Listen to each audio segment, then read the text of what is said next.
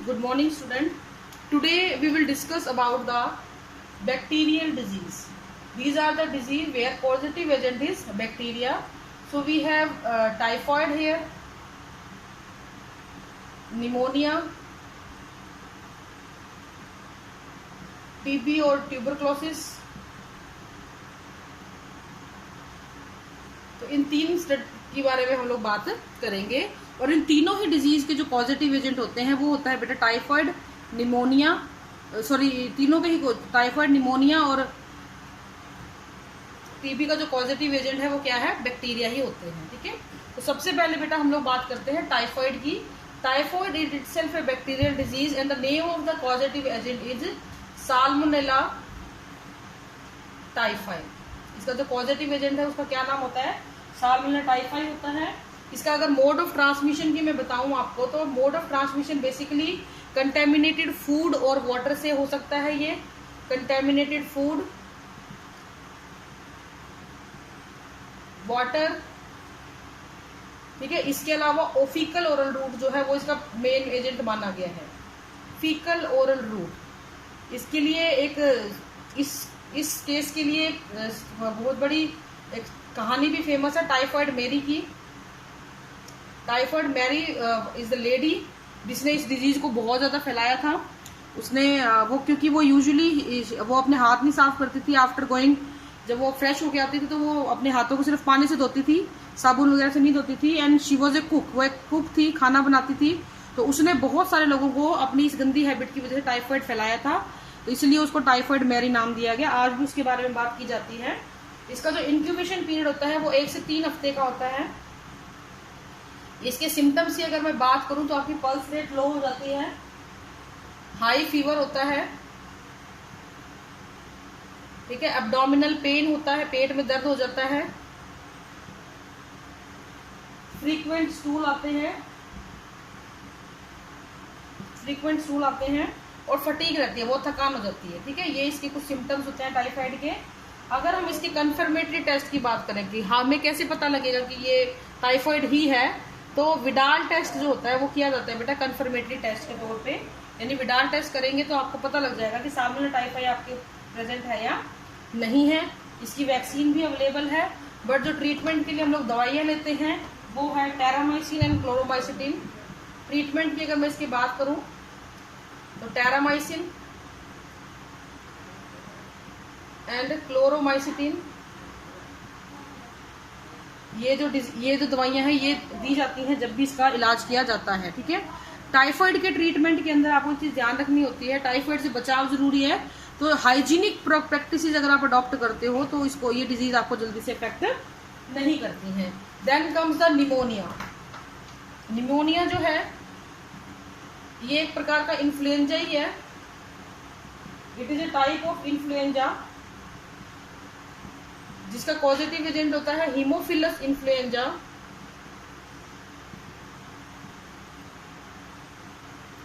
और स्ट्रेप्टोकोकस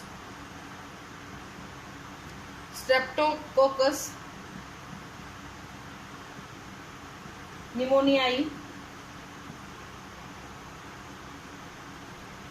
ठीक है, ये इसके पॉजिटिव एजेंट होते हैं। ये डिजीज जो है ये सीवियर डिजीज ऑफ लंग्स है। ये बहुत ही खतरनाक बीमारी होती है लंग्स की। हालांकि ऐसा नहीं है कि इसका ट्रीटमेंट नहीं होता है, अगर टाइम पे संभाल लिया जाए तो ट्रीटमेंट भी पॉसिबल है इसका। और ये फैलती कैसे है, स्पूटम से। अगर कोई भी इंसान खुले में अपना कफ डाल देता है तो उससे फैलने के इसके चांसेस बहुत ज्यादा होते हैं। इंक्यूबेशन पीरियड 1 से 3 दिन का होता है बेटा इसका। साइन और सिम्टम्स की अगर हम बात करते हैं तो लिम्फ और म्यूकस, जो लंग्स वाला आपका एरिया होता है ना, ब्रोंकियोल होती हैं, आपकी एल्वेलाई होती हैं। तो बेसिकली जहां से हवा ने पास होना है और जहां से गैसेस एक्सचेंज होना है वो दोनों ही इससे चौक कर दिए जाते हैं by this excessive lymph and the mucus. इस लिम्फ और म्यूकस की वजह से ये पूरा हिस्सा लंग्स वाला आपका चौक हो जाता है, तो सफिशिएंट एयर नहीं निकलती, प्रॉपर एक्सचेंज ऑफ गैसेज नहीं हो पाता है। तो प्रॉपर एक्सचेंज ऑफ गैसेज नहीं होने की वजह से क्या होता है, सांस लेने में तकलीफ होती है। प्रॉपर एक्सचेंज ऑफ गैसेज नहीं होगा, सफोकेशन हो जाती है और डेथ भी हो सकती है।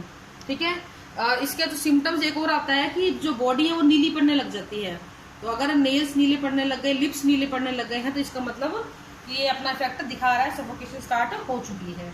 ट्रीटमेंट की अगर बात करें तो एक प्रॉपर वैक्सीन तो इसकी अवेलेबल नहीं है, लेकिन ट्रीटमेंट में इसका पेनिसिलिन,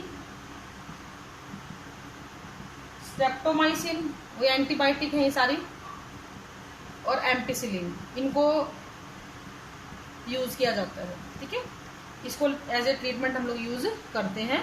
कोशिश ये करें जो भी इन्फेक्टेड पर्सन है उससे थोड़ी दूरी बनाए रखें, उसके आर्टिकल्स को यूज ना करें, और जो भी वो कफ वगैरह निकालता है उसको ओपनली डिस्पोज ना करें, उसको मिट्टी में डिस्पोज करें या किसी थैली वगैरह में डिस्पोज करके उसको बर्न कर दें, वो ज़्यादा अच्छा रहेगा। फिर आती है बेटा लास्ट ट्यूबरक्लोसिस और कोच डिजीज भी इसको बोला जाता है। कोच डिजीज टीबी, ये अलग अलग रीजन की हो सकती है, but we are talking about the lungs disease.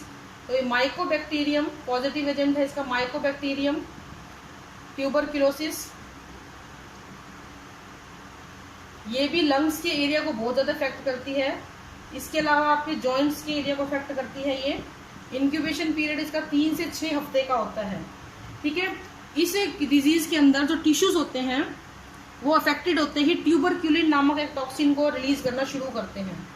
Tuberculin नाम का एक टॉक्सिन होता है जिसको बॉडी जो टिश्यूज, जो डैमेज टिश्यू है वो रिलीज करेंगे, और ये बाकी सभी अदर हेल्दी टिश्यूज को भी जा जाके इफेक्ट करना शुरू कर देगा। आपके लंग्स, लिम्फ नोड, जॉइंट्स, इन पे सबसे ज्यादा इसका इफेक्ट आता है।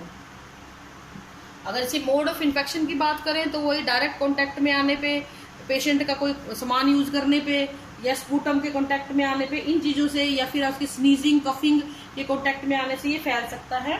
साइनम सिम्टम्स की अगर हम इसकी बात करें तो फीवर आ जाएगा, भूख मर जाएगी, थकान हो जाएगी, चेस्ट में पेन रहेगा, वेट घट जाएगा, बुखार होगा। ठीक है, इस तरीके के सिम्टम्स आपको देखने का मिल सकता है। खांसी भी इसमें देखी गई है। इसका जो कंफर्मेटरी टेस्ट होता है उसका नाम है बेटा मैनटॉक्स टेस्ट।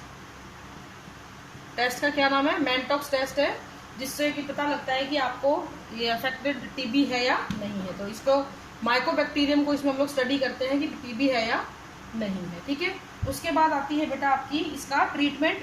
तो बचपन में एक दवाई ली जाती है, BCG की वैक्सीन छोटे बच्चों को लगाई जाती है, वो इसका एक परमानेंट क्योर है, बचपन में लगा देता है। इसके अलावा streptomycin, rifamycin, these are the treatment for the tuberculosis। TB का जो है एक अलग से विभाग होता है हर सरकारी अस्पताल के अंदर, जहाँ पे आपको फ्री ऑफ कॉस्ट इसका ट्रीटमेंट मिलता है। TB can be cure easily, हमेशा ध्यान रखना, टीबी के पेशेंट से भेदभाव नहीं करना चाहिए। टीबी का पेशेंट को सही किया जा सकता है अच्छे व्यवहार से और दवाइयों से। ठीक है, फिर आती है बेटा फंगल डिजीज।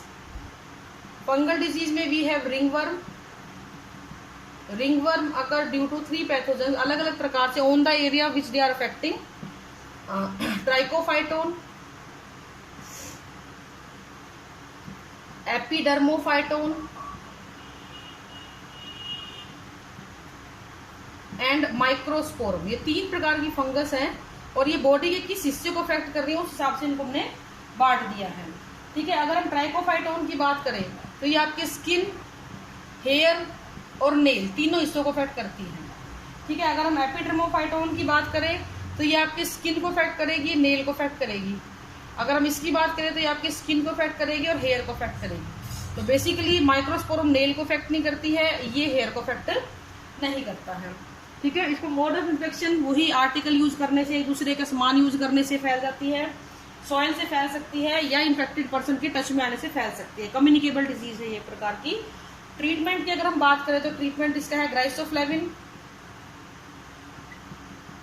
माइकोनिजोल। माइकोनिजोल टॉपिक होता है, ये स्किन पे लगाने के काम आता है। ठीक है, कुछ खाने की दवाइयां होती हैं और कुछ लगाने की दवाइयां भी होती हैं। तो this is the fungal disease ring worm. ठीक है बेटा, आज के लिए इतना ही है। Thank you and have a nice day.